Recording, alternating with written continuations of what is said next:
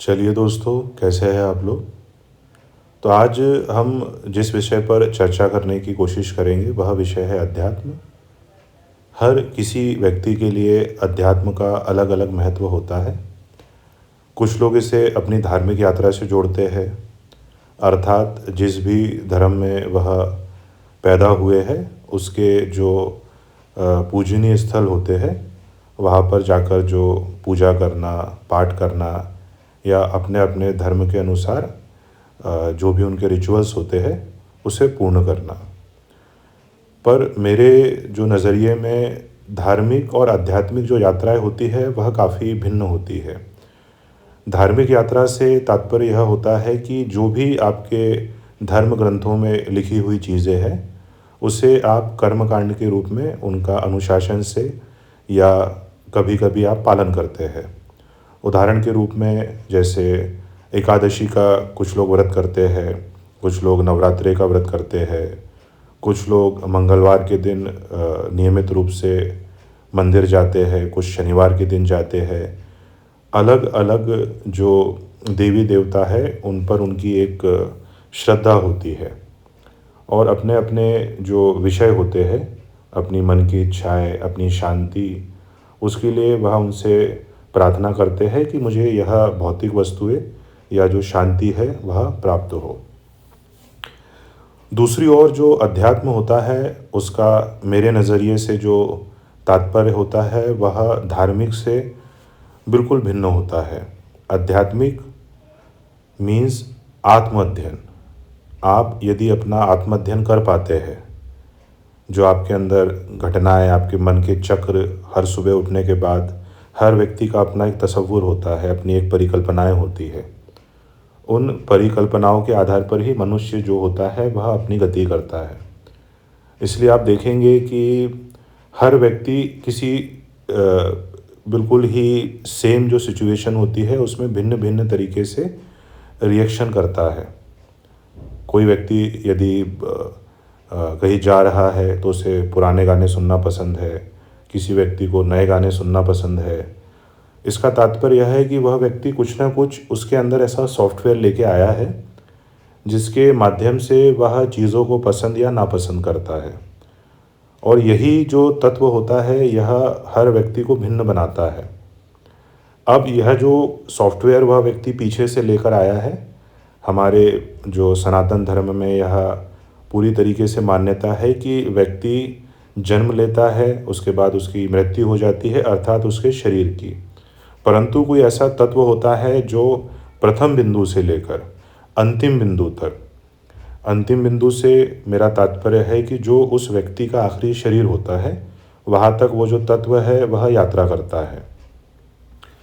अब कई जगह पे प्रश्न यह आता है कि जो पहले जन्म के कर्म होते हैं वह कैसे बनते हैं। तो उस संदर्भ में चर्चा किसी और दिन करने की कोशिश करेंगे। परंतु जैसे भगवान श्री कृष्ण ने कहा है कि सब जन्म मुझी से पाते हैं और लौट मुझी में आते हैं, अर्थात जो एक अद्वैत की साधना होती है, जैसे समंदर की जो बूंदें होती है वह भले कितनी ही सूक्ष्म क्यों ना हो परंतु वह भी समंदर कहलाती है। अलग अलग नदियाँ जब बहकर समंदर में मिल जाती है तो वह समंदर का ही रूप धारण कर लेती है।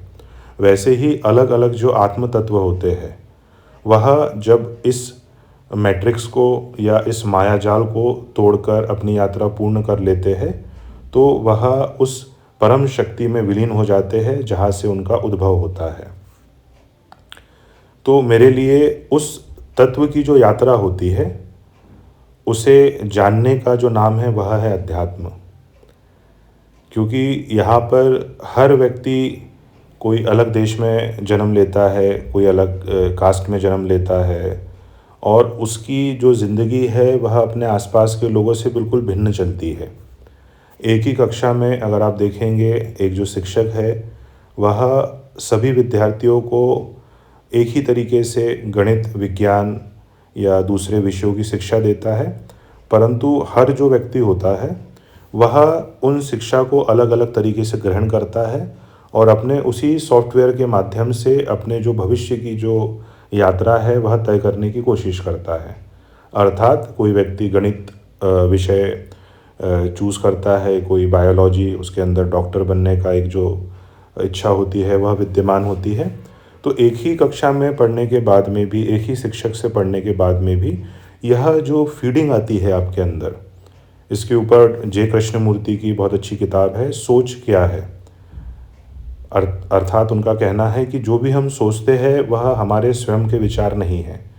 जब हमारा जन्म होता है और हमारे पूर्व जन्म होते हैं, तो हमें जैसा वातावरण प्राप्त होता है, जैसे लोग मिलते हैं, जिस तरीके के हम लग्ज़री में या गरीबी अवस्था में रहते हैं, उस अवस्था के दौरान हम आसपास जो भी चीज़ें देखते हैं वही हमारे विचारों का निर्माण करता है। और चूँकि हमें अनभिज्ञता यह इसलिए रहती है क्योंकि हम अपनी यात्रा को सिर्फ इस जन्म के जो शरीर से लेके इस जन्म का शरीर जिस समय पे अंत हो जाएगा वहीं तक देखते हैं। तो अध्यात्म का मेरे दृष्टिकोण में जो अर्थ होता है कि अपना आत्म अध्ययन करना, कि मैं कौन हूँ। ये पहला प्रश्न जब जिस जातक के मन में आता है, और मैं कहाँ से आया हूँ, यह जो दूसरा प्रश्न जातक के मन में आता है, और यहाँ से मेरी जो यात्रा है वह किस ओर जाएगी। यह जो 3 बिंदु होते हैं, उसके उत्तर को प्राप्त करने के लिए जो जातक भौतिक जो एक वस्तुएं होती है, मटेरियल डिज़ायर्स से जब आगे बढ़ जाता है, तो उसकी आध्यात्मिक जो यात्रा होती है वह कहीं ना कहीं गहन रूप में अपनी शुरू होती है।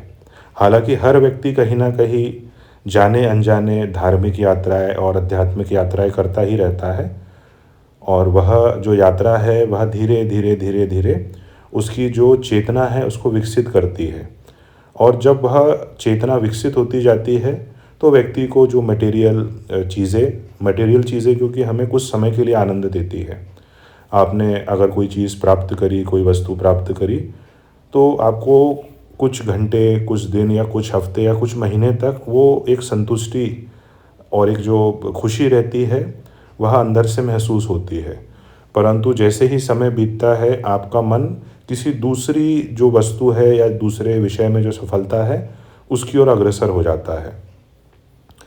अब आध्यात्मिक यात्रा के लिए हमें अपने शरीर में, जिसे आज तक कोई भी डॉक्टर पकड़ नहीं पाया है, जैसे हम लोग ब्रेन को जान सकते हैं, हृदय को जान सकते हैं, परंतु मन एक ऐसी चीज़ है जो किसी भी भौतिक डॉक्टरी सहायता से शरीर के अंदर आज तक पकड़ में नहीं आई है। और यह जो पूरा जो खेल है, ये जो अध्यात्म का जो खेल है, यह जो जन्म मरण का जो खेल है, यह उस मन के द्वारा ही उपजता है। क्योंकि जो मन होता है वह जो 5 इंद्रियां होती है हमारी, हम कोई भी जो चीज़ हमें आनंद देती है, जैसे आँखों का जो आनंद होता है वह सौंदर्य होता है, अच्छे प्राकृतिक नज़ारे होते हैं, जैसे बहती हुई नदियाँ, अच्छे पहाड़ी स्थान। वह जो आँख है, वह जो मन से जुड़ी हुई है, वह बार बार उस चीज़ को प्राप्त करने की कोशिश करती है।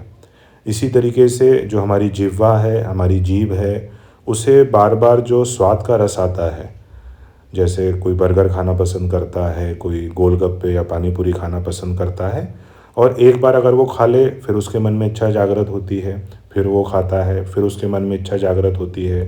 या कोई किसी प्रकार की नशीली पदार्थों का सेवन करता है, तो भी वह व्यक्ति बार बार उन इच्छाओं को प्राप्त करने की कोशिश करता है।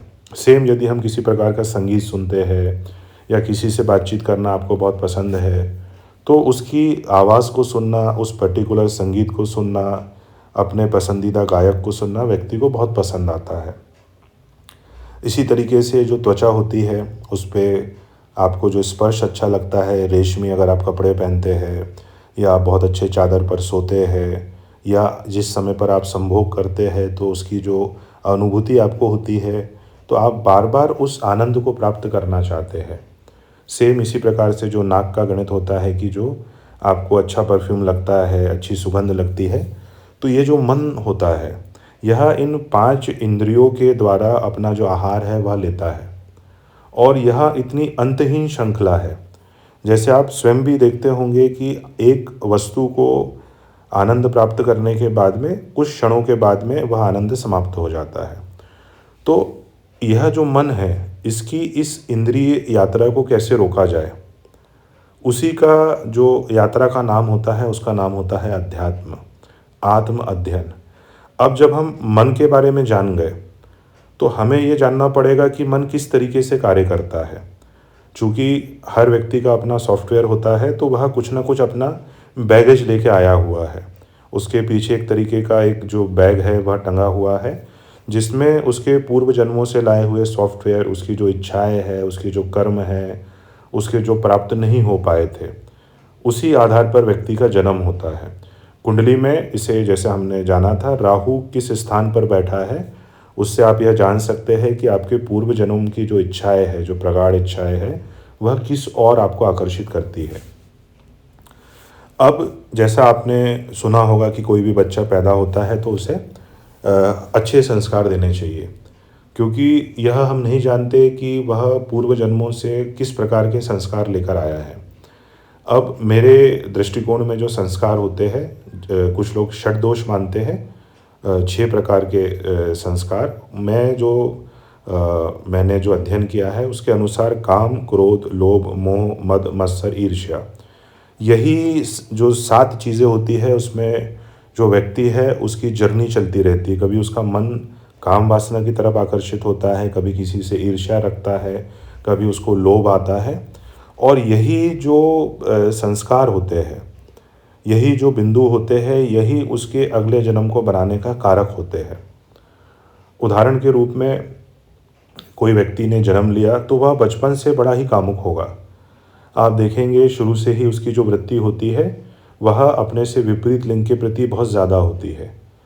कुछ व्यक्ति जो रहेंगे, वह जब आप विद्यालय में बच्चों को पढ़ते हुए देखेंगे तो वह बड़ा आक्रामक होगा, वह क्रोधी किस्म का होगा, वह दूसरे बच्चों को कहीं ना कहीं शारीरिक रूप से हानि पहुंचाता होगा, उनकी वस्तुएं छीन लेता होगा, बहुत डोमिनेटिंग होता होगा। यह जो संस्कार है वह जो बच्चा है अपने पूर्व जन्मों से लेकर आया है। कोई जो बच्चा है वह बिना कुछ सिखाए हुए बहुत अच्छा संगीत में महारत हासिल रखता है। कुछ बच्चों को आप देखेंगे तो बड़े डिसेंट से बैठे रहते हैं वो। तो ये जो 7 प्रकार के जो संस्कार होते हैं वह किसी न किसी मात्रा में व्यक्ति के अंदर मौजूद होते हैं। किसी की इंटेंसिटी बहुत ज़्यादा होती है, किसी की इंटेंसिटी बहुत कम होती है। इसी इंटेंसिटी के आधार पर वह जो व्यक्ति होता है उसका जो मूलभूत स्वभाव होता है, अर्थात इनबिल्ड नेचर होता है, वह निर्धारित होता है। अब आगे हम बातचीत करें। अब ये माता पिता को क्यों कहा जाता है, क्योंकि जो शुरू का पीरियड होता है जिसमें बच्चे की जो हार्ड डिस्क होती है वह पूर्ण रूपेण खाली होती है। तो आप उसे जैसा कोशिश करेंगे, मान के चलिए उसके अंदर क्रोध के संस्कार बहुत ज़्यादा मात्रा में है, परंतु अगर आप उसे शांत चित्त रहना सिखाएंगे, अच्छे जो भजन होते हैं या प्राकृतिक शांति के माहौल में रखेंगे, तो उसके जो क्रोध के संस्कार की इंटेंसिटी होगी वह धीरे धीरे कम होती जाएगी। इसलिए ये बिल्कुल कहा जाता है कि जो व्यक्ति होता है उसे कर्म करना अत्यंत आवश्यक होता है, क्योंकि हम कोई पशु नहीं है जो अपने जो संस्कार हैं उनको बदल नहीं सकते। पर यह निर्भर इस बात पर करता है कि वह जो हमारे संस्कार है वह कितने भारी तादाद में मौजूद है। अगर किसी संस्कार का जो लेवल है या उसका जो भार है वह बहुत ज़्यादा है तो उसे दूर करने में व्यक्ति को कई जन्म लग जाते हैं। आखिरी जो संस्कार होता है जिससे व्यक्ति को पार जाना पड़ता है वह ज्ञानी जन कहते हैं वह होता है काम वासना, अर्थात जो संभोग की इच्छा होती है, विपरीत लिंगी के प्रति जो आकर्षण होता है, क्योंकि किसी भी व्यक्ति का जो जन्म होता है वह काम वासना के माध्यम से ही होता है। अब यह जो संस्कार है जब आप बड़े होते हैं तो किस तरीके से इनमें आप कमी ला सकते हैं, इसका सीधे से आप अगर जानेंगे और अगर आप अपने बचपन से यात्रा देखना प्रारंभ करेंगे, आप बचपन से अपनी यात्रा का यदि अवलोकन करेंगे तो आप ऐसा देखेंगे कि बहुत सारी जो चीज़ें थी, आप किन लोगों से मिले हो, किन लोगों के साथ रहे हो, आपको विद्यालय में कौन लोग मिले हैं, वह आपकी चॉइस नहीं थे। इवन आपका जो परिवार है वह भी आपकी चॉइस नहीं था। कुछ पूर्व जन्मों के जो बंधन होते हैं उनके आधार पर आपको कोई शरीर प्राप्त होता है। इसी वजह से कोई व्यक्ति शाहरुख खान के यहाँ जन्म लेता है, कोई बड़े राजनीतिक परिवार में जन्म लेता है और कोई शायद रास्ते पर जन्म लेता है, क्योंकि उनको उस यात्रा को कंप्लीट करना होता है। अब यदि आगे हम बातचीत करें, तो अब इन जो संस्कारों को नष्ट करके जो अध्यात्म की आखिरी सीढ़ी होती है, जिसे हम मोक्ष कहते हैं, निर्वाण कहते हैं, महापरिनिर्वाण कहते हैं, मैट्रिक्स से बाहर निकलना कहते हैं, एनलाइटनमेंट कहते हैं, उस और यह यात्रा अग्रसर होती है। अब आप यह देख सकते हैं कि जैसे जैसे ये जो संस्कार है या जो दोष है, यह आपके अंदर से विलीन होते जाते हैं, अर्थात आपका जो मन है वह नई वृत्ति पैदा नहीं करता है। यह बहुत जन्मों की यात्रा होती है। यह किसी एक जन्म में पूर्ण नहीं हो सकती, लाखों करोड़ों जन्मों के बाद में आप ऐसे बहुत से लोग देखते होंगे, अलग अलग ज्ञानी या संत लोगों को सुनते होंगे, उनका जो प्रवचन है वह भी अपनी यह यात्रा कंप्लीट कर कर आए हैं। उदाहरण के रूप में जैसे महान ओशो, अभी सद्गुरु जो दक्षिण में अपना प्रवचन देते हैं, उसके बाद में अगर आप पुराने भी कई लोगों को देखेंगे, अभी के समय में अगर आप भक्ति मार्ग के बारे में सुनना चाहेंगे तो जो प्रेमानंद जी महाराज है, वह भक्ति मार्ग से लोगों को इस यात्रा की तरफ आगे बढ़ाते हैं। अब जो प्रश्न आता है कि जो यह वीडियो बनाने का जो तात्पर्य था, कि कोई ज्ञान मार्ग का जो पथिक होता है वह कहता है कि नाम जप से कुछ नहीं हो सकता। जो नाम जप का पथिक होता है वह यह कहता है कि ज्ञान मार्ग के द्वारा यह अवस्था प्राप्त नहीं की जा सकती, क्योंकि जो जिस रास्ते पर चला है उसे केवल उसी रास्ते का अनुभव है। परंतु यदि कोई ऐसा दृष्टा आपको दिख रहा है, आप किसी को देख रहे हैं और आपको उसकी अवस्था ऐसी लग रही है, उसके ऑरा के अंदर उसका जो आभा मंडल है, कि उस यात्रा के अंतिम पड़ाव पर वह उस मार्ग से पहुंचा है, इसका तात्पर्य है कि भक्ति मार्ग भी काम करता है, सांख्य योग भी काम करता है, कर्म योग भी काम करता है, और उसके बाद में जो चौथा भगवान कृष्ण ने बताया है, भक्ति योग, सांख्य योग, कर्म योग और ज्ञान योग, ये चारों जो रास्ते हैं इस पे चल के व्यक्ति एक ही जगह पर पहुंचता है। जैसे जो नदियाँ होती है वह अलग अलग मार्गों से होकर समुद्र में विलीन हो जाती है। तो यह जो चारों मार्ग है, यह आपको सिर्फ अपनी जो आत्म चेतना होती है, आत्म तत्व होता है, उससे परिचय करवाते हैं। जैसे प्रेमानंद जी महाराज के अगर आप प्रवचन सुनेंगे तो वो कहते हैं कि हर व्यक्ति के अंदर भगवान ईश्वर विद्यमान है, बस आपको उसकी खोज करनी है। ज्ञान मार्ग के जो पथिक होते हैं, चाहे वह महाज्ञानी बुद्ध हो, चाहे वह ओशो हो, वह कहते हैं कि आप भीतर की तरफ यात्रा करिए और आपको कहीं ना कहीं वह एक ऐसी चीज़ प्राप्त होगी जिसमें बाहर होने वाली घटनाओं से वह चीज़ प्रभावित नहीं होती है। उसके अंदर इतनी शांति आ जाती है कि बाहर अगर उसको कोई कुछ गाली भी दे दे या उसे कोई भरपूर धन भी प्राप्त हो जाए, तो उसे इन चीज़ों से रत्ती मार्ग भी जो फ़र्क है वह नहीं पड़ता है। क्योंकि जो मन के जब ये सातों जो दोष है यह टूट जाते हैं, तो व्यक्ति जो है वह पूर्णतः निर्मल हो जाता है। और फिर जो अगला जो शरीर जो बनने का जो ये संसाधन होते हैं, जैसे हम कोई घर बनाते हैं तो हमें उसके लिए ईंट की, उसके बाद में रेत की, गिट्टी की और लोहे की आवश्यकता पड़ती है। तो आप इस तरीके से देख सकते हैं कि अगले जन्म में जो हमारा शरीर बनता है वह इन काम, क्रोध, लोभ, मोह, मद, मत्सर, ईर्ष्या के संस्कारों से बनता है। यदि आप इस यात्रा जो कई जन्मों से चलती है उसकी सहायता से इन संसाधनों को नष्ट कर दे, तो आपका जो अगला शरीर है उसका निर्माण ही नहीं होगा और आप उस जगह पर पहुंच जाएंगे। मतलब मेरे जो यात्रा है उसमें मोक्ष कोई ऐसी जगह नहीं है जैसे आप दिल्ली को माने या स्विट्ज़रलैंड को माने। यह वो चीज़ है कि भव चक्र से मुक्त होना। भव का जो अर्थ होता है वह होता है बनना। जो शरीर हमारा बनता है, फिर नष्ट हो जाता है, फिर बनता है, तो इस जो चक्र से मुक्ति, जीवन मरण के चक्र से मुक्ति, और उसके बाद आपका कोई जन्म नहीं हो रहा है, आप अपनी यात्रा पार कर चुके हैं, यह ही मोक्ष होता है। तो यह आप इस यात्रा में ये जो चारों बिंदु है, जो चार योग भगवान कृष्ण ने बताए हैं, बुद्ध ने अपना मार्ग बताया है, ओशो ने अपना मार्ग बताया है, उनमें से जो मार्ग आपको ज़्यादा आपके भीतर उठने वाले जो कोलाहल को शांत कर सके, उस मार्ग पर आप चल के इस यात्रा के जो अंतिम बिंदु तक पहुंच सकते हैं। परंतु प्रकृति के लिए यह जो एक जन्म होता है वह कुछ मिनटों और कुछ सेकंड के बराबर होता है। तो इसमें बिल्कुल अधीरता नहीं करनी है, क्योंकि बार बार जब आप इससे निकलने की कोशिश करेंगे तो आपके सामने अलग अलग तरीके के जो कष्ट है वह आपके सामने आपको दिखेंगे आते हुए। अलग अलग प्रकार की जो विपदाएं है वह आपको दिखेगी। परंतु यदि आप पग पग इस यात्रा पर बढ़ते जाते हैं तो एक ऐसा समय आएगा जो आपको स्वयं को महसूस होगा कि पहले की तुलना में मेरा जो प्रक्रिया है, जो मैं लोगों के बोलने पर त्वरित प्रक्रिया देता था या रिएक्शन देता था, वह धीरे धीरे कम होता जा रहा है। तो यह जो अलग अलग मार्ग के द्वारा इसे प्राप्त किया जा सकता है, क्योंकि जो भक्ति मार्ग होता है उसमें भी जब आप किसी पर्टिकुलर अपने इष्ट का नाम जप करते हैं तो होता क्या है कि आप अपने जो कर्म है उसको बना नहीं रहे, आप उसकी जो आहुति है वह अपने इष्ट को दे रहे हैं। मतलब कर्म फल की जो इच्छा है वह आपने त्याग दी है। आप कहते हैं कि भाई मैं सिर्फ कर्म करूँगा, बाकी जो फल है वह तेरे द्वारा मुझे प्राप्त जो हो जाए मैं उसमें राज़ी हो जाऊँगा। परंतु यह जो आपका मन है वह आपको कई बार ऐसा भ्रम पैदा करेगा कि मैं इस अवस्था को प्राप्त कर चुका हूँ, जबकि वास्तविकता में आप उस अवस्था को प्राप्त नहीं करेंगे।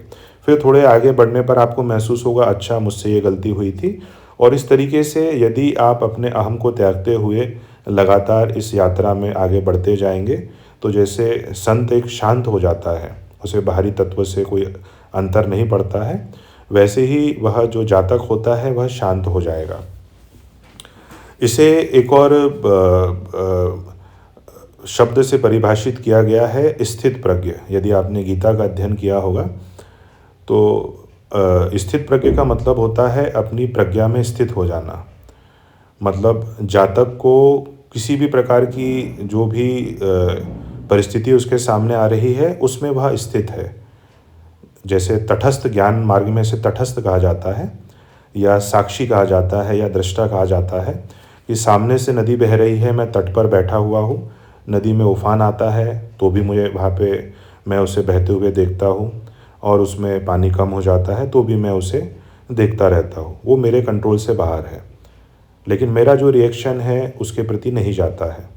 तो ऐसा जातक जब इस अवस्था में धीरे धीरे बढ़ते जाता है तो उसके जो रिएक्शंस होते हैं वह धीरे धीरे कम होते जाते हैं, और कहीं ना कहीं इस यात्रा पर बढ़ते हुए एक समय पर वह उस अवस्था को प्राप्त हो जाता है और वह स्वयं में इसे जान पाएगा। इस जो एकांत में उसे रहना पसंद आने लग जाएगा, वह कोशिश करेगा कि किसी भी प्रकार के जो कर्म बंधन होते हैं उसे ना बनाया जाए, उसके नेचर में स्वतः ही यह आरोपित हो जाता है। तो यह वीडियो बनाने का जो औचित्य था कि जो मेरा आप देखेंगे थंबनेल लगा हुआ है, यह मैं कई बार ऐसा देखा कि हर एक मार्ग का जो पथिक होता है वह दूसरे मार्ग के पथिक को ऐसा बताता है कि इस यात्रा को सिर्फ इसी माध्यम से प्राप्त किया जा सकता है, इस यात्रा की मंजिल को। तो आपको जो भी इन चारों मार्ग में से उचित लगता है आप उस मार्ग पर चल सकते हैं, अपना कोई गुरु बना सकते हैं या आप स्वयं अपने गुरु बन सकते हैं, जैसा भगवान बुद्ध कहते हैं अप्पो दीपो भव। और यह सब जो प्रकृति होती है इसमें जो भगवान होते हैं वह जब आप इस मार्ग पर चलना चालू करते हैं तो आपको कहीं ना कहीं थोड़ा सा इम्यूनिटी देते हुए चलते हैं। आपको कहीं ना कहीं ऐसे लोग मिल जाएंगे जो आपको उस यात्रा पर अग्रसर करने में आपका सहयोग करेंगे। अगले किसी वीडियो में हम ध्यान की बातचीत करेंगे, क्योंकि आजकल डॉक्टर से लेकर हर व्यक्ति ध्यान के बारे में बात करता है, परंतु मेडिटेशन बहुतायत में लोग ऐसा सोचते हैं कि बस आंख बंद करके बैठ जाना है। कुछ लोग अलग अलग तरीके से अगरबत्ती जला के ध्यान करते हैं, कुछ लोग किसी नाम के उच्चारण के साथ ध्यान करते हैं। तो ध्यान का मेन जो औचित्य होता है वह होता है निर्विचार होना, ताकि आपके अंदर जो एक एंजाइटी पैदा हो रही है और जिससे स्ट्रेस पैदा होता है वह बीमारियों को जन्म देता है। तो ध्यान के बारे में किसी अगले वीडियो में हम चर्चा करेंगे।